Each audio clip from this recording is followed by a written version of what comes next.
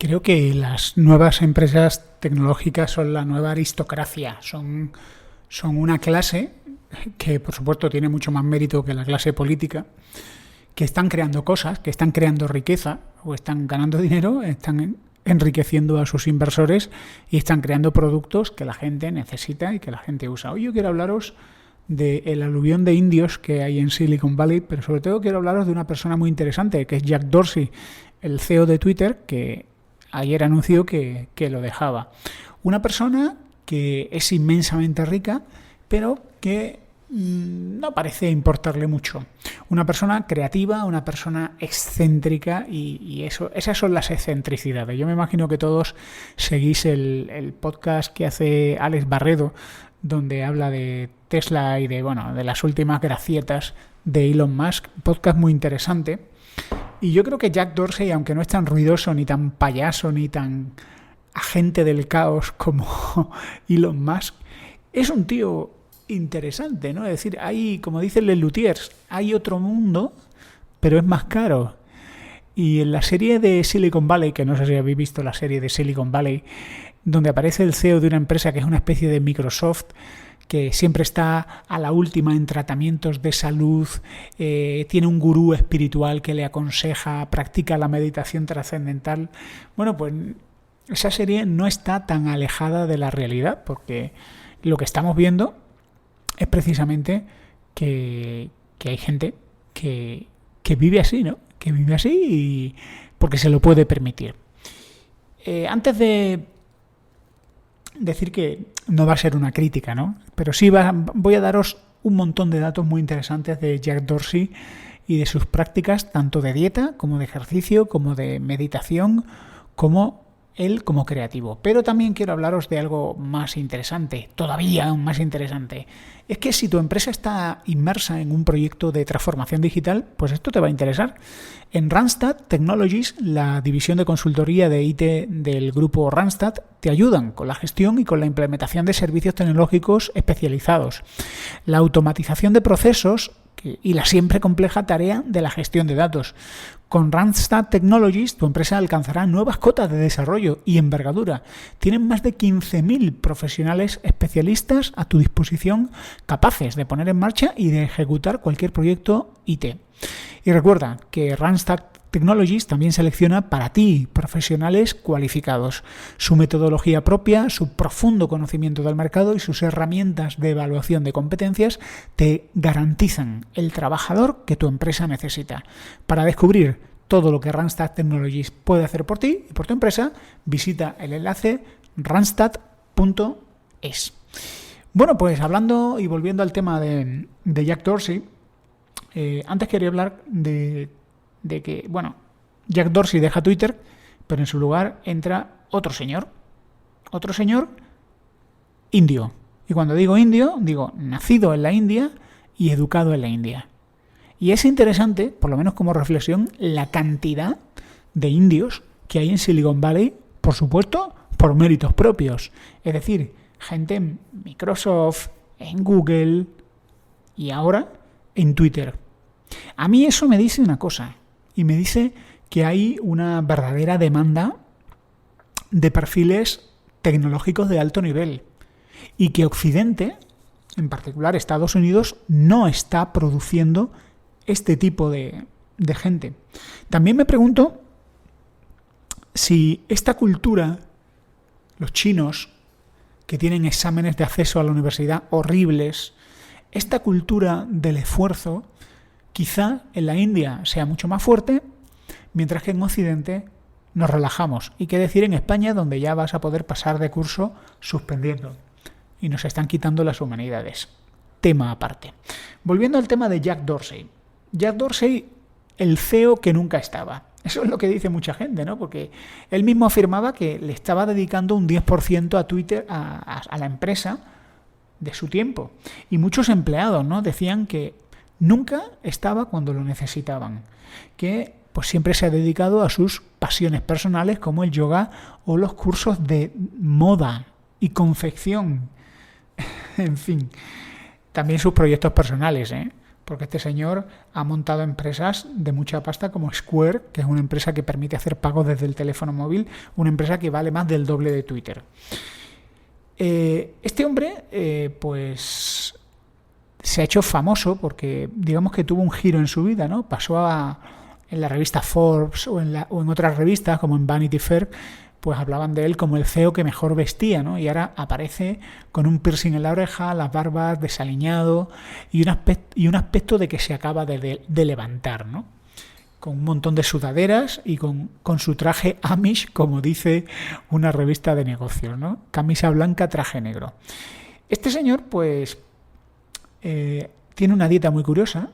Él dice que hace 5 comidas a la semana. O sea, en concreto, la cena. 5 cenas a la semana. Y en los fines de semana solo toma agua. Y dice que esos ayunos le ayudan a mejorar su productividad. Algunos lo critican por dar a conocer dietas que no se sabe cómo pueden ser de saludables, ¿no? Desde luego, si estás embarazada, eres adolescente o niño, no te recomiendo eso, ¿no? Se fue a Myanmar, que lo criticaron también. Obviamente, esta gente, con la visibilidad y la exposición que tienen, pues siempre van a ser criticados. Pues se fue a Myanmar en pleno golpe militar y se fue a una especie de ashram o a comunidad, una especie de hotel cutre que dan gratis para que la gente medite. Un hotel sumamente austero que solo tenía una almohada, el suelo y el baño, y se pasó 17 días en absoluto silencio, sin nada que leer, sin ningún reproductor de música, sin ningún dispositivo de conexión a internet, solo practicando la meditación, un tipo de meditación que lo he apuntado por ahí, pero ahora mismo no lo encuentro, vipassana o no sé qué cosa, que por lo visto exige un gran dolor físico y un gran esfuerzo mental. Vipassana, sí, meditación vipassana. Es un fan del mundo cripto. Él dice que la paz mundial puede llegar gracias al Bitcoin. Otro como Elon Musk. Y aquí abro un paréntesis, ¿no? Todo el mundo está hablando mal de las criptomonedas. Todo el mundo está hablando mal de las criptomonedas. El otro día decía Sergio, este amigo que invitaron en Cacharreo Geek, que decía que las criptomonedas, en concreto el Bitcoin, es hijo del capitalismo. Y como hijo del capitalismo, es el capitalismo recuperando el control monetario y protegiéndose de la inflación. El problema, o la ventaja, mejor dicho, de los bitcoins es que hay un número limitado de bitcoin. En el momento que se terminen de generar, no se generarán más bitcoins. Y eso es una protección total contra la inflación. Y cómo los gobiernos se dedican a aplicar lo que llaman el impuesto de los pobres. Así que mi reflexión es que si esta gente tan lista tiene un gran interés por bitcoin, es porque algo hay. Y yo... Obviamente nadie conoce el futuro, pero yo sigo apostando por las criptomonedas, no por todas, pero sí por las más reconocidas. Y más en un mundo tan inestable como el que estamos y en el que los países están emitiendo deuda como si no hubiera mañana y donde el dinero cada vez vale menos. Porque los bancos centrales están regalando el dinero. Esto no es algo que yo digo, lo dice todo el mundo. Bueno, lo dicen los economistas más principales. Este señor tiene... en su haber, 5.200 millones de dólares. Tiene una sola propiedad, que es una mansión de 10 millones con vistas al mar, que está a 8 kilómetros de Silicon Valley, y dio 1.000 millones de dólares para la lucha contra el coronavirus. Me parece interesante, ¿no? Bueno, uno esperaría que una persona tan espiritual, o por lo menos con esas inquietudes, fuera desprendida, y lo es. Este hombre hizo una grandísima donación a sus empleados, a los empleados de Twitter en concreto, donó, creo que fue un 3% de sus acciones de Twitter. Sí, un 10% de sus acciones de Twitter lo donó a los empleados. Que alguno dirá, eso no le cuesta nada. Sí, pero ponte tú en el lugar de él. Es decir, tú imagínate que tienes 1.000 millones. Dices tú, bueno, dar un regalito de 200 millones o 300 millones no es para tanto. Bueno, sí, pero es tuyo. Quiero decir, el hecho de que te vuelvas rico no significa que te vuelves generoso. Significa que eres rico. Pero si te sigue gustando el dinero, tú no vas tirando monedas de euro, billetes de 50 euros por la calle. Alguno lo hace, ¿no? Bueno, se levanta a las 5:30 de la mañana y lo primero que hace es enviarle un SMS a su madre.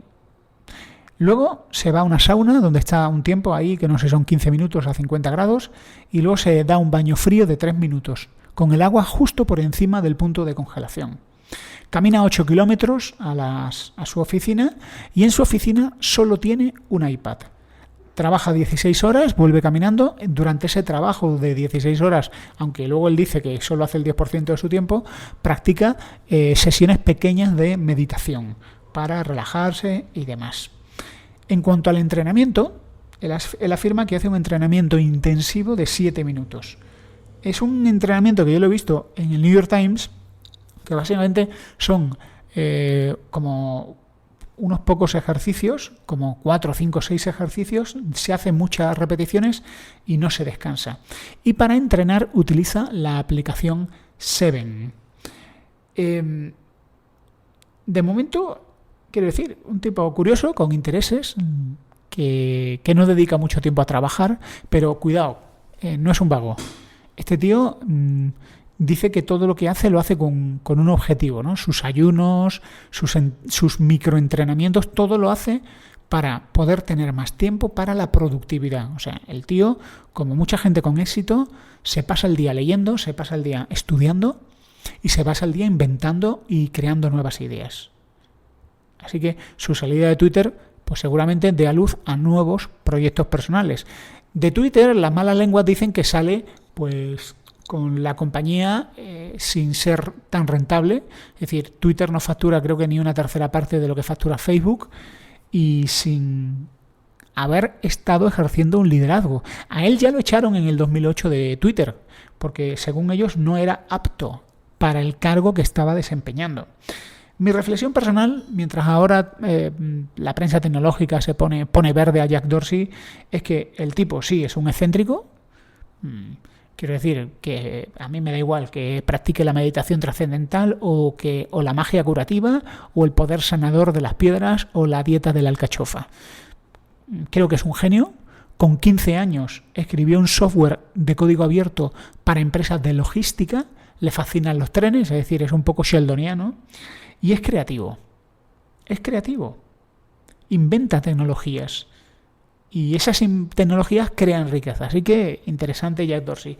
También algunas malas lenguas dicen que Twitter siempre está bajo la lupa del Congreso de los Estados Unidos. Ya tuvieron que pedir perdón. Decían que el CEO que más tiempo pasa pidiendo perdón por el algoritmo de Twitter, que decían que era racista, por cerrarle la cuenta a Donald Trump, por la injerencia de gente mala en las elecciones de Estados Unidos. Bueno, todas esas cosillas. Así que va a poder hacer cosas que seguramente yo creo que se sienta mucho más cómodo en el papel de alguien creativo. Y ahora te pregunto a ti, y esta es la reflexión del podcast, ¿qué consejos o qué prácticas utilizas tú para ser creativo? Para que te cunde el tiempo, para inventar nuevas cosas. Yo soy un creador de contenido, la gente me dice, Converso, ¿cómo te da tiempo a hacer tantas cosas? A escribir relatos, a hacer podcast, aparte de mi vida personal, donde dedico mucho tiempo a una congregación cristiana evangélica y a preparar, estudiar. Bueno, ¿cuáles son tus trucos? A lo mejor los trucos no es lo que haces, sino lo que dejas de hacer. Como dicen, el otro día escuchaba a Jordan Peterson, ¿no? Y se preguntaba, ¿por qué la gente en Occidente, no en Occidente, sino en otros sitios, en Cuba también los ves, gente tan gorda? Él decía carbohidratos. Es decir, estamos consumiendo alimentos de alto índice glucémico, carbohidratos, como dice Green Fits. En Cuba hay gente que come pan con azúcar y te encontrarás gordos, pero no precisamente estén saludables o nutridos. Yo cuando me quité de los carbohidratos, principalmente el pan y bollería y cosas insanas, perdí 10 kilos de manera rápida. Y mucha gente me decía, oye Julio, con 90 kilos estás bien. No, yo no me veía bien con 90 kilos. Pero son superalimentos. Entonces, la clave no estaba en lo que hacía, sino en lo que no hacía. Y quizá la clave para la productividad es lo que dejas de hacer. Y yo estoy convencido que la gente ve mucho tiempo la televisión. Yo no veo televisión y llevo tiempo donde apenas me conecto a Internet. Paso el tiempo leyendo, paso el tiempo reflexionando, paso el tiempo escribiendo y cuando antes miraba series sin fin o estaba en internet mirando cosas, pues ahora me lo he quitado y creo que me cunde más el tiempo. Levantarse pronto. Me estoy levantando cada vez más pronto. Ya me estoy levantando a las 6:40 de la mañana. Hoy me he levantado a las 6:30. Creo que es útil. Porque cuando madrugas, consigues algo y es que nadie te moleste. O, cuando no digo que me moleste la gente, sino que no tienes interrupciones. Tú te levantas a las 6 de la mañana para leer, hacer ejercicio y vas a saber que nadie te va a interrumpir. Y también te digo, yo me estoy levantando temprano para eso. Hacer ejercicio, para leer, para reflexionar, para orar. Y si tengo un día complicado y un día donde a lo mejor el día está muy ajetreado, ya me da igual que no tenga tiempo para hacer ejercicio o para leer o para orar. Ya lo he hecho. Ya he tenido tiempo para hacerlo. Así que anímate y comparte cuáles son tus consejos para ser más productivo.